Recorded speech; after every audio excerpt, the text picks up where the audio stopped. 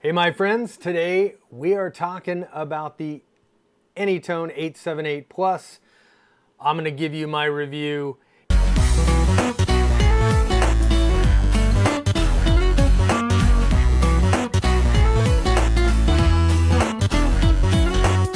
So guys, it's been about a month since I started playing around with the AnyTone 878PLUS, and it's time to do a review.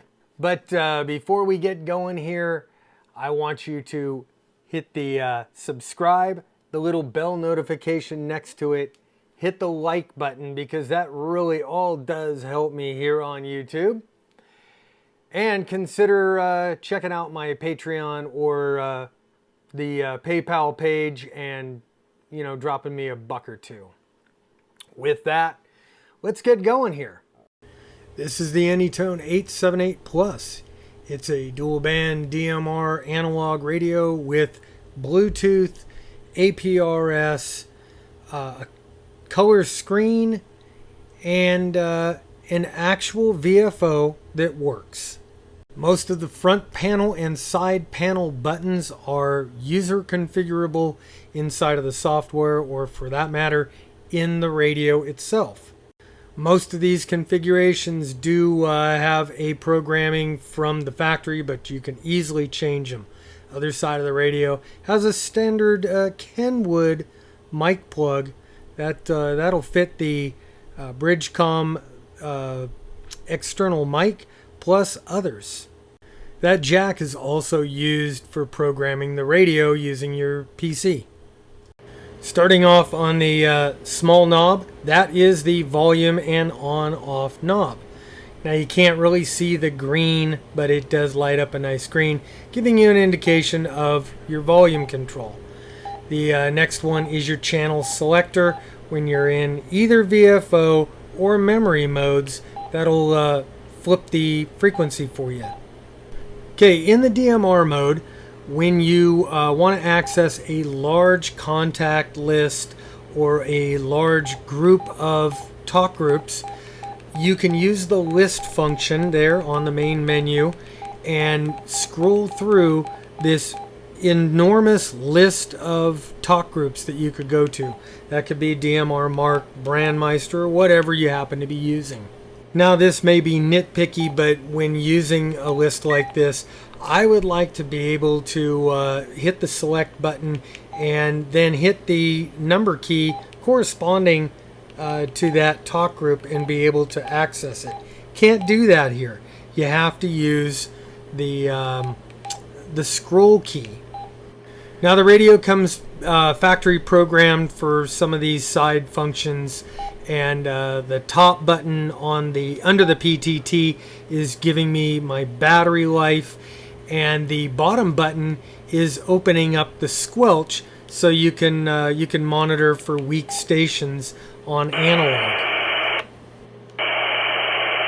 Now I went ahead and programmed up the blue button at the top to change my channel type. So when I'm in a VFO and I want to enter a frequency, I can pick between a digital or a analog frequency. Works very quick, very, very effective, and you can set that up in the radio itself under the settings menu. Now moving over to a VFO is very, very easy. I could just hit the P2 button. It goes from memory to VFO, and you can just key in the frequency that you want to enter. You use the channel selector to incrementally go through the VFO in the increments that you set up either in the radio or in software. Now moving through zones is really easy on the radio. You use that up and down toggle button, and that'll toggle you through however many zones you've set up in the radio. I have one for local analog repeaters, one for my open spot, one for some other DMR repeaters, and that's about it. Under the menu, you can also look at the zones that you have set up on the radio. Very easy, and it'll give it to you in a list fashion. Like I said before, the menu is pretty extensive, and you could pretty much configure almost everything in the radio right there from the menu. But one thing you need to do is in software, if you want to use APRS, you're going to have to configure that or turn it on in the software. Now, like most other DMR radios, the 878 Plus ships with its own basically proprietary drop-in charger. One thing that the 878 ships with as standard equipment that I have never seen on any other ham radio is this little Bluetooth PTT button. This is a very cool feature if you want to run hands-free. It, you turn the thing on, turn on the Bluetooth on the radio, and yeah, it works very, very easily. And you can see I'm keying the radio with it. So the 878, much like other DMR radios and not. I haven't tried them all. You guys know that. I have been in the past, let's say, disappointed in the way that the radios have been implemented. They are, after all, these are modeled after, and they are commercial radios. BridgeCom, they sell these as commercial radios, Part 90 radios, to businesses, to public service, to all kinds of other entities. And they do also sell them to hams as ham radios. How does this radio fit in with the ham radio world? The way I measure these things right off the bat is how easy is it to program on the fly? Can I enter in a frequency in a VFO and talk on it? Because after all, when it comes down to emergency communications, and that's really the basis of this whole hobby or the activity of ham radio, is to be able to operate in emergency situations and have interoperability with a whole bunch of other hams. Maybe you've never met them, you've never dealt with them, but now you're thrown into a situation, some kind of a natural disaster or man-caused disaster, and you've got to work with these guys now. Which means that in the normal DMR world, these things are programmed up and they're done.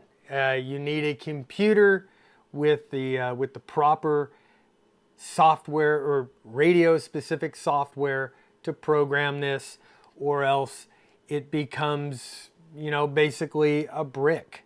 AnyTone has listened to hams like me, like you, all across the world, and they're making pretty good strides toward that end of building us a ham radio that can be used in the commercial world also. And I think this is probably about as good as I have seen towards that end.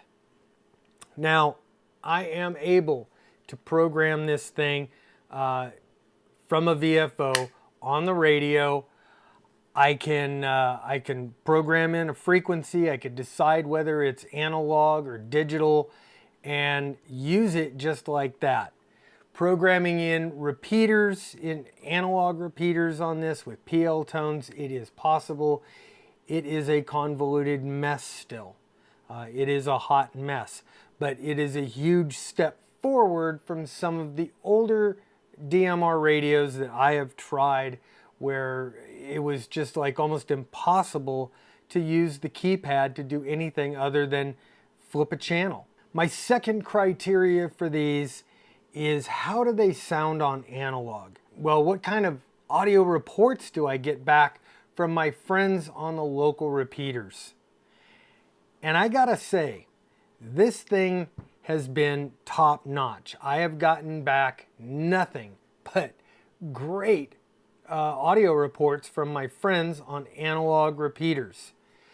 That was a big deal to me, because a lot of the DMR radios that I had played with, I would get back these audio reports. Guys would talk to me when I was using them, and they would say, Well, you sound like you're talking inside of a bucket or a fishbowl, or you sound very muffled, or you sound good, but your audio level is so far down, it's, you know, like 3 dB down from everybody else on the repeater. Not good, especially when you can't figure out how to boost that audio signal, and it just, you know, it just makes the experience not fun to do. When I could pick up something like a D74 or an FT3 or some other analog radio, even an older analog radio, and just have a good conversation and guys aren't struggling to hear me. Let's talk about the speaker in this thing. This speaker is insane. This is by far the loudest and clearest speaker I have ever heard in a handheld, bar none. In a noisy environment, this thing is a clear winner over every other handheld that I have used to date. I mean, that's it. Like every other DMR radio in the world, this is best served by programming it through a code plug. And if you want to take full advantage of the radio, you're going to want to build a code plug. Here's the difference. AnyTone has, they've evolved their software. And what I love about their software is the fact that you can take CSV files, basically Excel spreadsheet files, and you can import different parts of things into your code plug. Now, BridgeCom doesn't make this radio. This radio is made by AnyTone. BridgeCom is a reseller. So we have to naturally ask, why do you want to buy it from BridgeCom rather than buying it on Amazon or from some other reseller? This is totally being honest. BridgeCom's customer support on the back end is something that I have never seen from another ham radio company. BridgeCom really wants to see you succeed in the DMR world. They don't want to see guys buy a radio, get about halfway through setting the thing up, get frustrated, and give up and go back to something else, or just go back to an analog radio. No, they want to see you get the most out of this radio that you can. And that's why they put out a ton of content. Yes, a lot of it is promotional. They want to sell radios, and I don't blame them. That's their business, is to sell radios.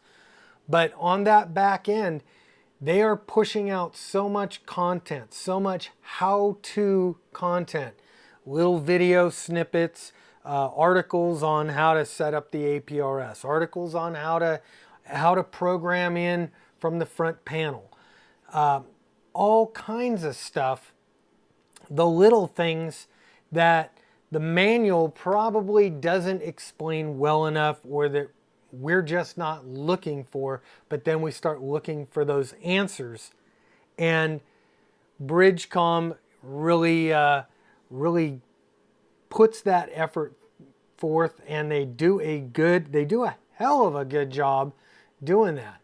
I talked to Daniel really briefly, and I asked him a few questions about the support side and why they do that. Yeah, so I am Daniel Kohanowitz, N0REY. I am, I guess, the sales and marketing manager here at BridgeCom Systems, and I'm in charge of, making sure we have excellent deals for you guys, and keep putting out excellent content for you. I've noticed you guys put out a whole bunch of emails. Is this more of a sales and marketing thing, or is there a real value to the emails that you guys are putting out on a constant basis?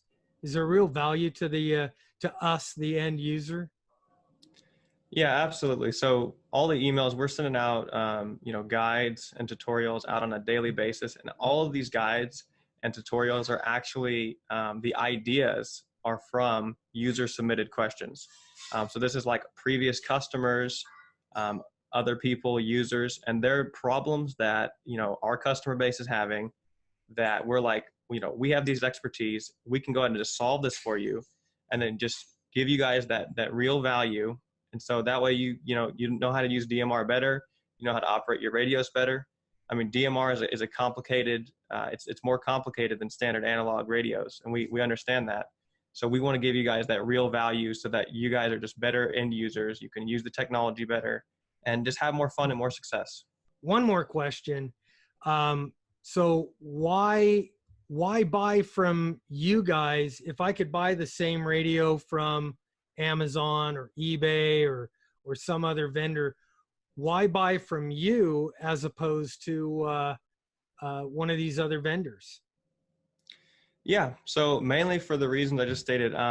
If you were to buy a radio from us, you'd actually get like all the entire library of all of the tutorial videos, and we have made these like step by step, like get it out of the box, like watch this video, learn how to set it up, learn how to program it. Like you'll go from like 0 to hero in this our step by step guide, and that's only available if you were to buy a radio from us. And not only that, if you were to buy a radio from us, you could call our support line, and you'll talk to an actual amateur radio American technician, as opposed to buying it from some random eBay seller, some random Amazon seller, and you're not going to get a hold of anybody. Nobody's going to support you. They're just going to give you the taillight warranty, and you're going to be out of luck. But if you get it from us, you'll get all of our support videos, our in-person support if you need it. You get access to like our code plug bank. Just download a pre-existing code plug. And you get some amazing deals as well. So what this really comes down to is, would I buy this? So buying a radio is a super highly subjective thing. It depends upon what you want. And when I try to evaluate a radio, I'm not just evaluating the features of the radio, but what is my intended use. And a big thing for me is that APRS function. I want to be able to, to go up the side of a mountain or be on a Jeep trail or do something and have that communication via APRS. So it still leaves that question. Is this radio right for you and your needs as opposed to me and my needs?